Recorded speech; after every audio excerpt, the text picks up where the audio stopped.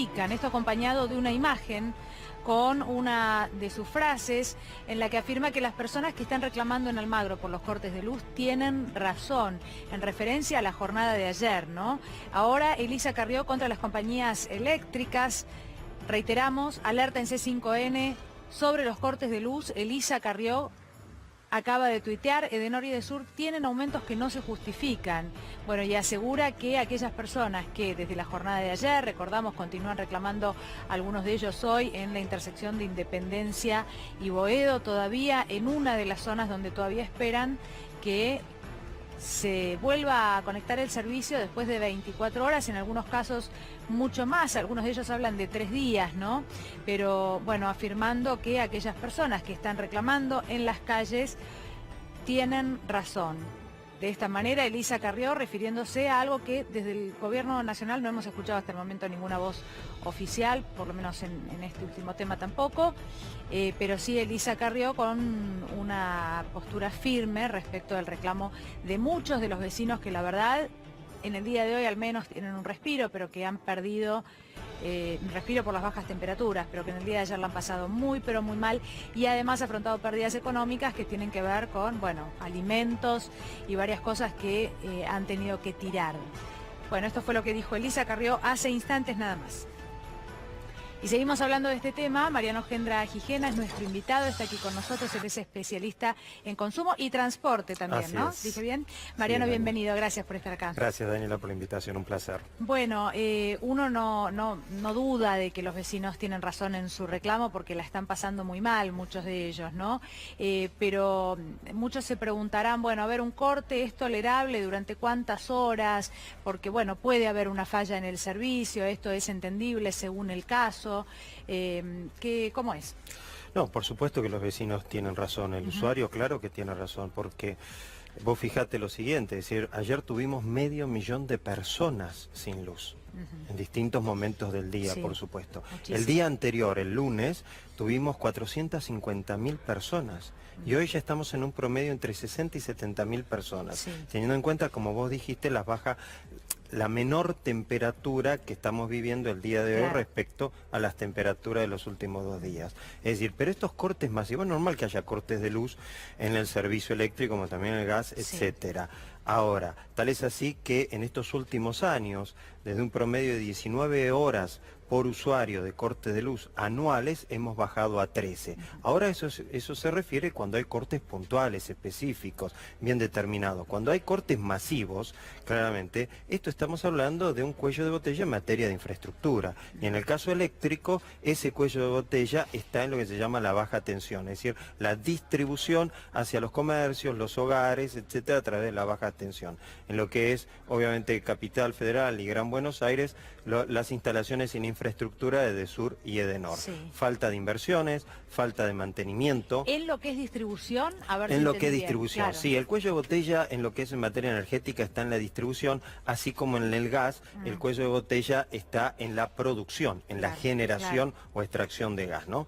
En lo que es la electricidad, sí, tenemos un grave problema todavía de distribución. Esto lo venimos padeciendo hace muchísimos años, si bien comparativamente, si uno ve los números comparativas de diciembre a marzo en este caso 2019-18, 2018-17, 17-16 y así hacia atrás, vemos que salvo algunos años con una fluctuación alta, en general ha ido disminuyendo. Pero ¿qué le vas a decir al usuario esto si este año, en este verano tuvo corte, el verano pasado también tuvo corte, el verano anterior también tiene corte, es decir, sin cada verano tiene corte? Y pagando ahora mucho más, esto es lo que nos responden los vecinos. Por supuesto. Bueno, y nos pasa a nosotros en casa, porque nosotros también somos usuarios, ¿no? Hemos sufrido cortes, bueno, a mí me ha pasado, y también uno está pagando, en algunos casos, 1000, 2000% más, y el servicio se vuelve a cortar. La pregunta es, ¿el usuario tiene alguna manera de reclamar, más allá de salir a la calle con una cacerola, como estamos viendo ahora, sí, ¿no? Salir a la calle es porque ya estamos hartos, estamos cansados, es decir, porque ya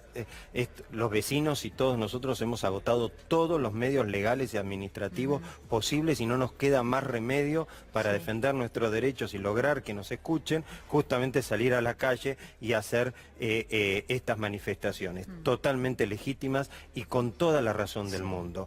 El gobierno en esto como vos viste, vos recién comentaste el tuit de la diputada Carrió, bueno, es bueno que finalmente empiecen a tomar conciencia al gobierno de que detrás de estos ajustazos en materia de tarifazos que venimos padeciendo de estos últimos años, hay familias, hay seres humanos que padecen todos los días el pésimo servicio, el pésimo nivel de servicio. Mira, en la revisión tarifaria integral que se hizo el año pasado, los mismos técnicos y personal especializado del ENRE establecían que la calidad del servicio del usuario en materia eléctrica que teníamos en el año 94, recién vamos a volver a tenerla en el año 2024.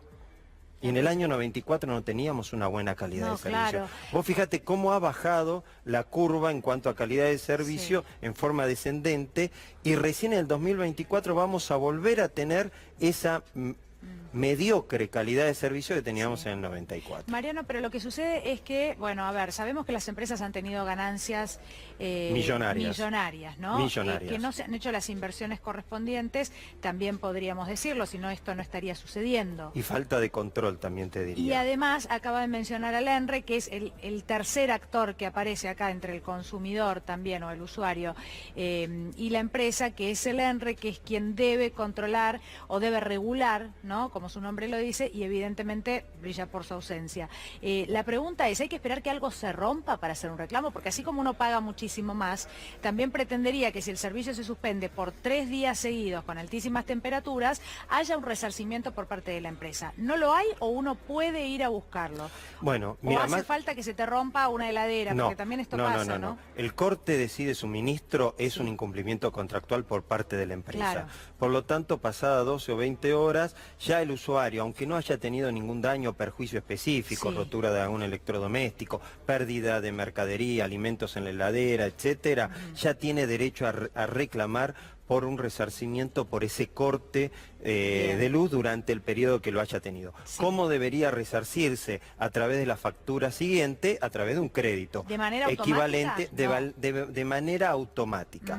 Ahora, estamos en la Argentina. Estamos en la Argentina, bajamos la realidad al 2019, la situación actual, dudo que eso pase. Entonces, lo más aconsejable es que el usuario vaya y reclame ante la compañía de servicio de, bueno, Edesur, Edenor, según que corresponda, o en su defecto, si no tiene una contestación satisfactoria, al ENRE. Más allá de eso, las entidades que conformamos la Comisión de Usuarios, que es un organismo dentro del ENRE, justamente para hacer un nexo entre el usuario y el órgano de control, hemos venido reclamando, y con éxito desde el año 2010 hasta ahora, que cuando termina más o menos la etapa estival, digamos marzo de cada año, le solicitamos al ENRE, o salimos a exigirle al ENRE, a veces no se hace caso, a veces tenemos que pelearnos con el ENRE, exigirle, obviamente para que lo cumpla, pero tarde o temprano lo termina cumpliendo, que saque una resolución en donde indemniza en forma directa a los usuarios que hayan tenido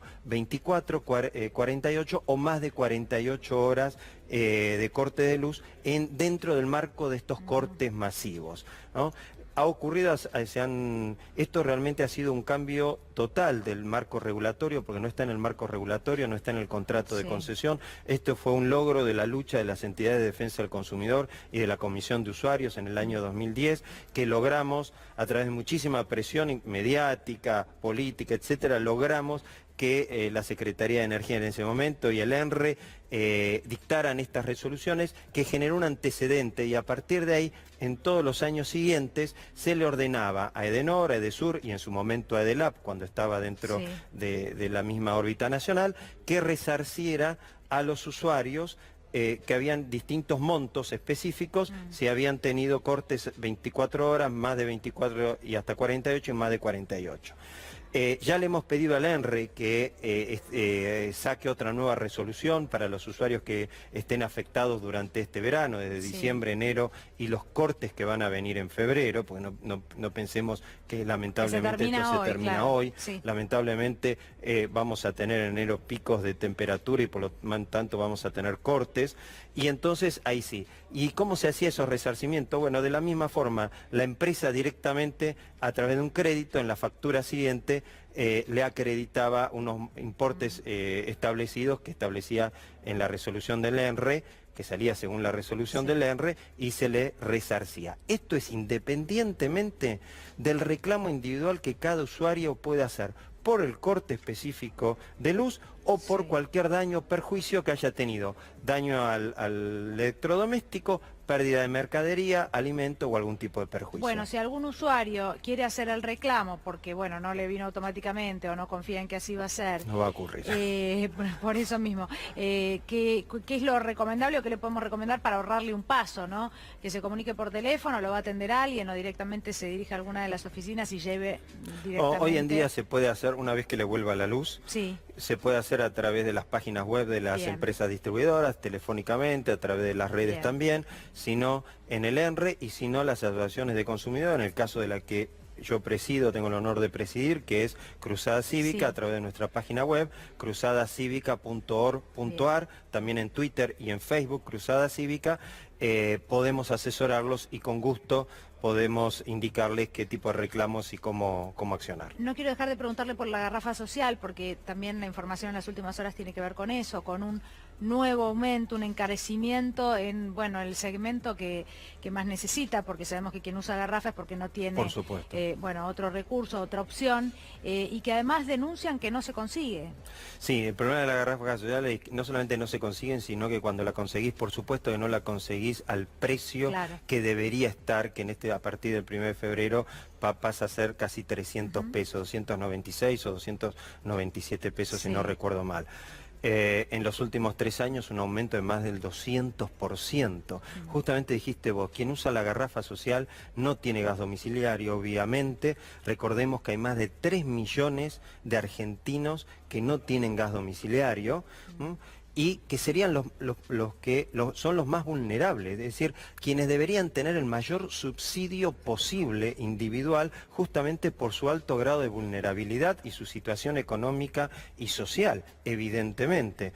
Entonces, bueno, son los más perjudicados, pues vos date cuenta que con una inflación acumulativa de más del 160% en estos 3 años aproximadamente, la garrafa aumentó más del 200%, es decir, son los más castigados. Los números exactos, yo recordaba que en 2015, lo tenemos en unas plaquitas que vamos a compartir, pero en 2015 el precio era de 97 pesos y si yo no me equivoco, si no me falla la memoria ahora, pero recuerdo haberlo contado, había un porcentaje de estos 97 pesos que se le devolvían a la persona que pagaba y terminaba saliendo 20 pesos, 27 pesos. Claro, porque en ese momento, en el diciembre del 2015, el Estado subsidiaba un 71, 72, 73% aproximadamente de ese valor.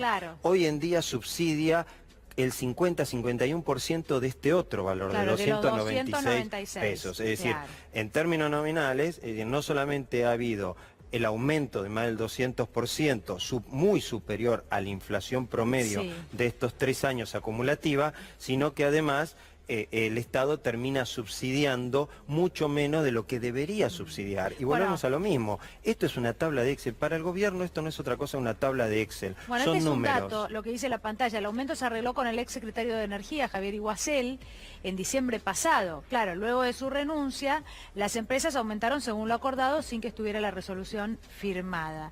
Esto fue lo que pasó, bueno, en los últimos meses. Y tenemos otra plaquita más con los números concretos, bueno, un repaso, pero era más o menos lo que estábamos hablando recién, ¿no? Diciembre 2015, el precio de mercado, el precio regulado eran 150 pesos y 97 pesos regulado. En enero de 2019, 400 pesos y el precio regulado 296, un aumento del 205% del precio regulado. Lo que recién decíamos, ¿no? justamente, sí, siempre el precio regulado, que aclaremos, no hay forma de conseguir la garrafa a ese precio, lamentablemente, no baja hoy en día de los 350, 400 pesos, 400 y pico de pesos, según las zonas, especialmente del Gran Buenos Aires, donde, y recordemos una cosa, una garrafa de 10 kilos te alcanza para una semana, 10 días, y lo que hay que caminar y recorrer para conseguir la garrafa. Entonces no es que tenés el almacén al lado que te entrega la garrafa. Muy difícil, ¿no? Para aquel al que las cosas se le tienen que hacer un poquito más fáciles. Por último, vale la pena esta comparación. La jubilación mínima aumentó 117% desde 2015. Vean los porcentajes, ¿no? También es imposible de pagar. O bueno, te llegó una mayor cantidad de tu salario de tu jubilación. Mira vos, ahí dice, el salario mínimo aumentó 102%, la garrafa aumentó 205%, es decir, el doble de lo que, suponiendo que quien tiene que usar la garrafa es asalariado. Sí. En el 90% de los casos, y mucho más, no es asalariado, sino que vive de las changas, vive de trabajos precarios, en negro, obviamente hay una situación extremadamente precaria y de pobreza. Es decir, lamentablemente seguimos lo mismo, a quien más lo necesitan es donde menos presencia del Estado hay hoy en día. Bueno, le agradecemos a la gente del CEPA por los datos, por esta información, y Mariano, muchísimas gracias por haber venido. Gracias a ustedes, muy amables.